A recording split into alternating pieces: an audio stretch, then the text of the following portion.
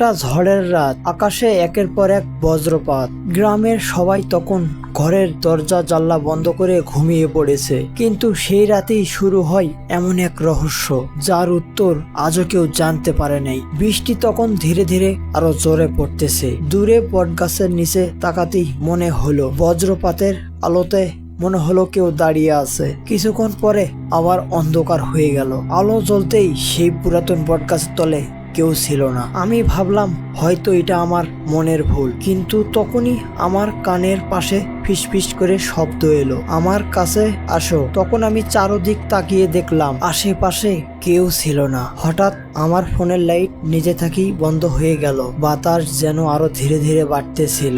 দূরে আবার বজ্রপাত হলো। সেই আলোয় আবার স্পষ্ট দেখা গেল একটা সাদা কাপড় পরা ছায়া নিজে নিজেই সামনে এগিয়ে যাচ্ছে।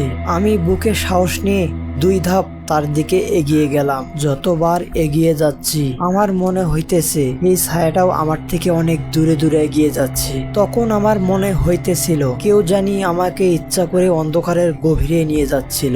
আর তখনই আমার পিছন থেকে একজন বলল, আমার কাছে এসো, আমার কাছে এসো। তখন আমি আরো ভয় পেয়ে গেছি। পিছন ঘুরতেই বজ্রপাতের লাইটটা তার উপরে পড়লো।